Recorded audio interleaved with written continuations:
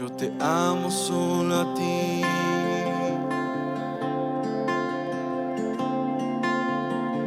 Solo a ti. Cristo siempre eterno.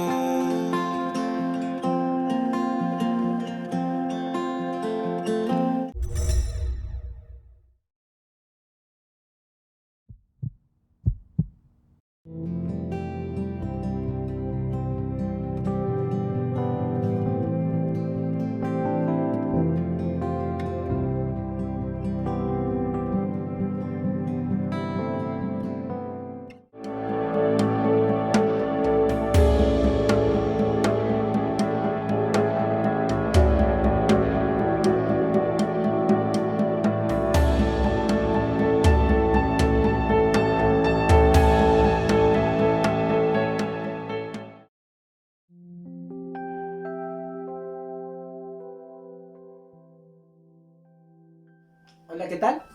¿Cómo están? Espero que estén bien. Me presento, soy el pastor Manuel Rivas Orellana del Ministerio Internacional Nueva Generación Pentecostal, que hemos estado subiendo videos todos los domingos, distintas predicaciones, distintos temas. Domingos anteriores subí uno que se llamaba Fe en tiempos de coronavirus. Hoy quisiera hablar del gozo en tiempos del coronavirus. El gozo es una emoción muy intensa y placentera que es causada por algo que nos gusta mucho.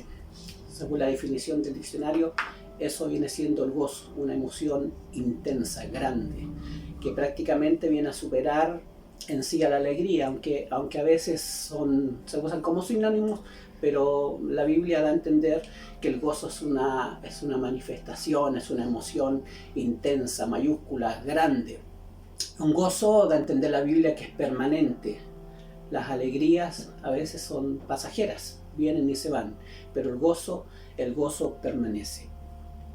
Cuando alguien nos hace preguntas como ¿cuánta vida del Espíritu tienes?, uno queda pensando y uno dice, vaya, buena pregunta. ¿Cómo la mido? ¿Cómo sé cuánta vida del Espíritu tengo? Te puedo preguntar a ti también, que estás en este momento en sintonía, ¿cuánta vida del Espíritu tienes? ¿Cómo la puedes medir? Entonces, cuando uno acude a la palabra, cuando uno acude a las Escrituras, uno dice, Señor, ¿cómo mido cuánta vida del Espíritu tengo? La respuesta es por los frutos.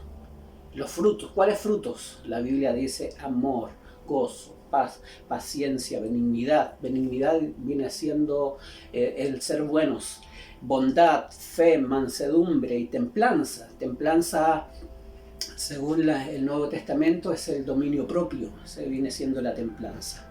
Ahora el gozo está puesto en segundo lugar por alguna razón. Después del amor está puesto el gozo, puesto que es una emoción muy valedera y es una emoción que estaba puesta en los corazones, sobre todo de la iglesia primitiva, pero muy arraigada, muy afincada. Era un gozo que no se le podía sacar, que no se le podía de alguna forma arrancar a la gente que tenía el gozo, a la gente que había aceptado la fe en Jesucristo, a la gente que había conocido el amor de Dios, a la gente que se había entregado por causa del Evangelio a seguir a Cristo. Ese gozo era inextinguible. No había forma de sobornarlo, no había manera de quitárselo, no había forma, no había amenaza, no había tortura, no había fuego, no había leones que pudiesen quitar el gozo que había dentro de esas personas. Es un gozo que se apodera de uno en la medida que uno comienza a conocer a Jesús. En la medida que conocemos a Jesús, comenzamos a sentir un gozo tremendo. Por eso nuestra oración siempre es, Señor, quiero conocerte. Yo puedo leer la Biblia, buscar la Biblia, pero siempre hay una inquietud dentro de nosotros y decir, Señor, quiero aún conocerte más. El apóstol Pablo oraba y rogaba y decía abiertamente por los Gálatas: sufro dolores de parto hasta que Cristo sea formado en ustedes, hasta que Cristo sea hallado, formado en ustedes, hasta que ustedes lleguen a la medida tal de que tengan que expresar a Jesucristo en sus vidas con todo lo que hacen. Amor, gozo, paz, paciencia son frutos del Espíritu. Son frutos del Espíritu Santo que vienen a apoderarse, a plantarse dentro de la vida del cristiano. Gozo, fruto del Espíritu Santo, producido por la obra de Dios en nosotros. Y es parte de la voluntad de Dios en nosotros. Es el deseo de Dios que haya gozo en nosotros. El gozo viene cuando somos conscientes de la gracia de Dios y disfrutamos de su favor. Cuando reconocemos que lo que tenemos, que lo que hemos logrado, que lo que hemos obtenido, que tenemos un techo, que tenemos una vida, que tenemos un trabajo, que tenemos familia, cuando reconocemos esa misericordia, esa gracia de Dios, entonces obviamente que se apodera de nosotros ese gozo, un gozo tremendo, esa alegría, esa emoción intensa, grande, plena en nosotros, que no lo saca cualquier viento que venga, que no lo quita cualquier viento que venga. Aunque no digo que a veces no pasemos por episodios un tanto difíciles, a veces incluso, por qué no decirlo, de dudas.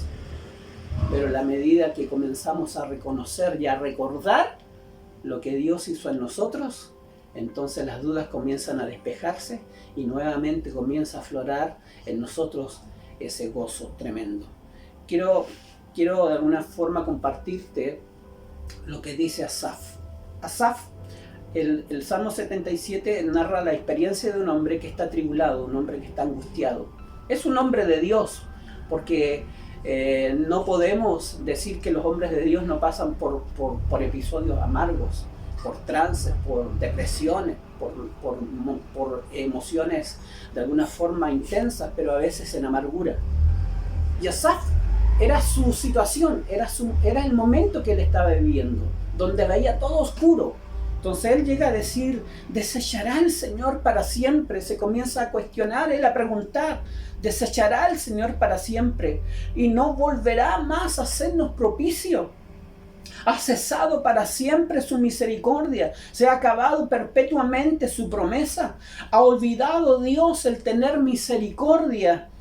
¿Ha encerrado con ira sus piedades? Y a veces cuando está en esa situación uno dice: vaya, es valedero que lo pregunte. Como podríamos hoy día decir: Señor, con todo lo que está sucediendo, con toda esta contingencia sanitaria que está afectando al mundo entero, uno puede decir: Señor, y tu misericordia, Señor, ¿dónde está tu obra? ¿Dónde está tu intervención? Señor, muestra tu intervención. Señor, tu misericordia la has acabado para nosotros. Señor, tu ira es tan grande que la estás derramando sobre nosotros. Entonces podemos comenzar, Señor, a ver todo oscuro. ¿Y qué va a pasar con la gente que no tiene trabajo? Señor, si no se abren las fuentes laborales, ¿qué va a suceder con las personas más vulnerables? ¿Qué va a suceder con las personas de más edad? Señor, hay gente que dice que esto va a afectar a gran parte del mundo y que muy pocos se van a salvar. Entonces, si uno comienza a oír y a atender y a dejarse llevar por sus emociones, obvio que se va a deprimir. Pero en Dios estamos llamados a sobreponernos. Y Asaf, el mismo Asaf nos da la respuesta. Porque él mismo reconoce, dice en el verso 10 del Salmo 77, y dije: enfermedad mía es esta. ¿Qué estás diciendo, Asaf? ¿Qué estás pensando? Él dice: traeré pues a la memoria los años de la diestra del Altísimo, los años en el que Dios mostró su favor, los años en el que Dios mostró su mano poderosa, los años en el que Dios abrió el mar rojo, en el que Dios botó los muros de Jericó, en el que Dios abrió el río Jordán, en el que Dios envió, en el que Dios hizo, en el que Dios obró. Traeré pues a la memoria, me recordaré Me acordaré de la obra de Jehová, dice Asaf. Sí, dice, haré memoria de tus maravillas antiguas. Cuando el diablo escucha esto, bueno, tiene que sacar hora para el psicólogo. Cuando el diablo entiende que hay alguien que se está sobreponiendo a su situación y está generando nuevamente la confianza, la fe, el gozo dentro de él, porque está recordando y diciendo, no, enfermedad mía es esta. Traeré pues a la memoria, me recordaré de todas aquellas veces en la que Dios obró. Me recordaré cuando Dios me libró. Me recordaré cuando Dios obró, cuando no tenía y de repente alguien golpeó la puerta y vino con la bendición, con la provisión que yo necesitaba. Me recordaré cuando Dios me sanó. Me recordaré tantas experiencias lindas vividas en el Evangelio. Me recordaré de las obras de Dios. Un fotógrafo le dice a mi padre, hace años atrás, le dice, don Manuel, le dice, yo por mi oficio he tenido que estar en muchas reuniones sociales, juntas de vecinos, he tenido que ir por mi oficio a muchos lugares. O sea, en sencillas palabras, me he reunido con mucha gente.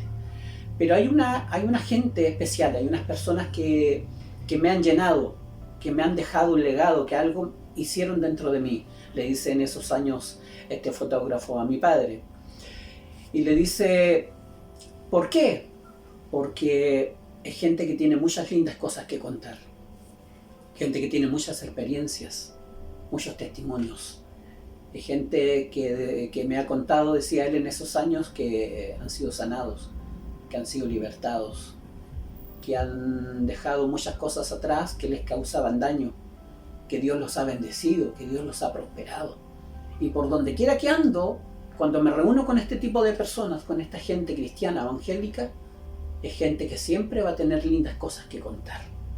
Que de alguna manera es gente que atrae el conversar con ellos.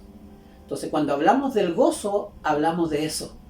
Hablamos de que tenemos tantas lindas cosas que contar, por lo tanto la amargura fuera, la tristeza fuera, la frustración fuera, la impotencia fuera, y que venga el gozo. La tristeza, dice la Biblia en el Salmo, puede durar la noche, pero la alegría, el gozo viene al amanecer. Y el gozo viene al amanecer. ¿Quién lo trae? Dios trae ese gozo. ¿Qué pasa? Que ese gozo, cuando se apodera de nosotros, independiente, después cuando ya hemos avanzado, hemos crecido en Dios, independiente de las circunstancias que estemos viviendo, sea alta o sea baja, independiente del valle que estemos cruzando o subiendo una montaña, en el sentido espiritual, independiente de las circunstancias, el gozo estará dentro de nosotros. Filipenses 4, del 4 al 8 dice, alégrense, gócense, que su amabilidad sea evidente a todos, el Señor está cerca. No se inquieten por nada, más bien en toda oración, con oración y ruego, presenten peticiones a Dios y denle gracias. Y la paz de Dios, que sobrepasa todo entendimiento, cuidará sus corazones y sus pensamientos en Cristo Jesús.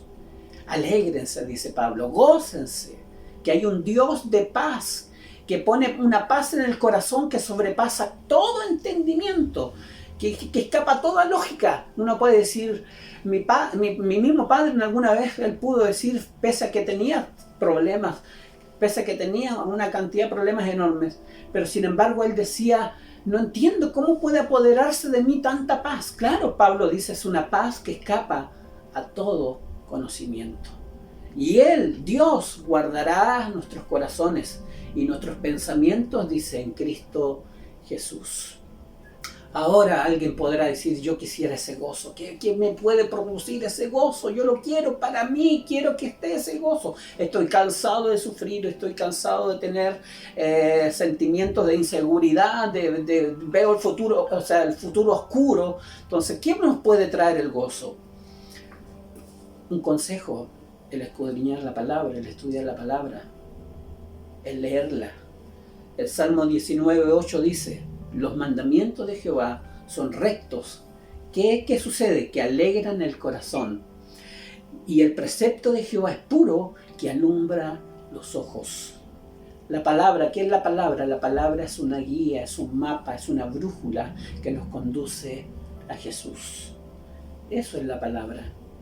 Quizás por años dijimos en la iglesia vamos a alimentarnos de la palabra, vamos a nutrirnos de ella, pero hoy día no, hoy día entendemos algo más profundo todavía, que no nos alimentamos de la palabra ni nos nutrimos de ella.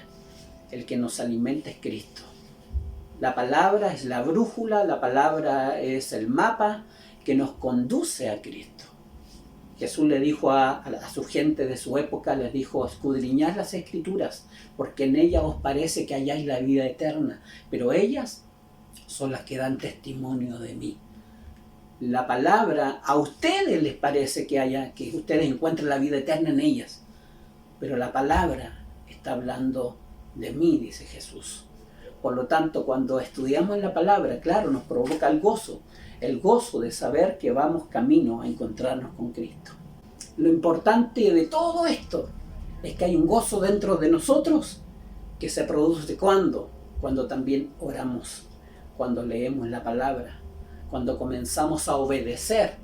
Hay un gozo que se produce dentro de nosotros. ¿Por qué? Porque cuando uno sabe que está obedeciendo, que está haciendo las cosas como Dios dice que las hagamos, obviamente que se apodera de nosotros un gozo que es muy distinto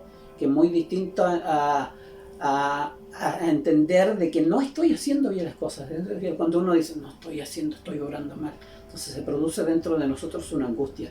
Pero el obedecer se produce un gozo dentro de nosotros.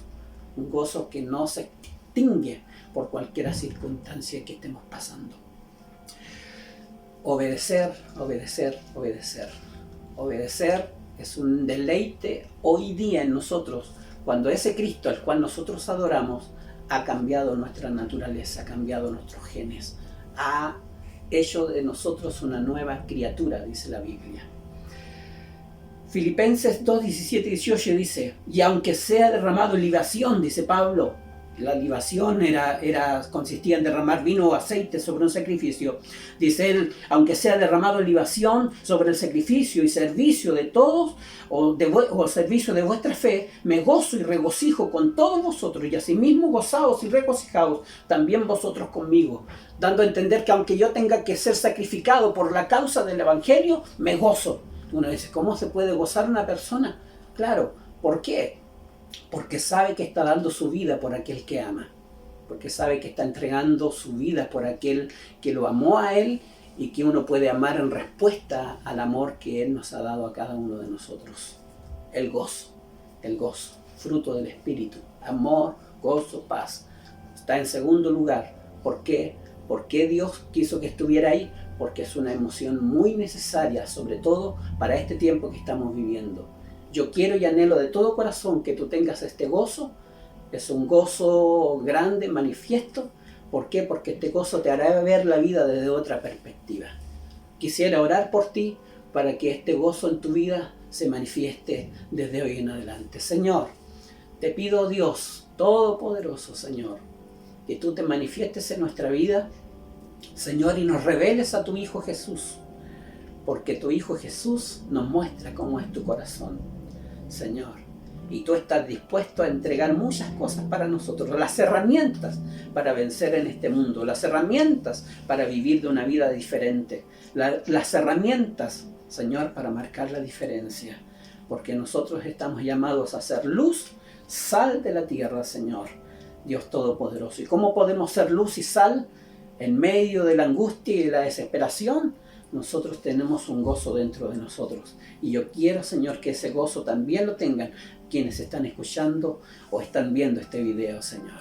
Que esta palabra les sea de una bendición grande, de una bendición manifiesta, de una bendición que se traduzca en cambios de vida, Señor. Cambiarán su forma de pensar, van a cambiar su forma de vivir, Señor. Gracias, Dios, gracias, Señor. Te lo ruego y te lo pido todo esto en el dulce nombre de tu amado Hijo Jesús. Amén y amén. Gracias.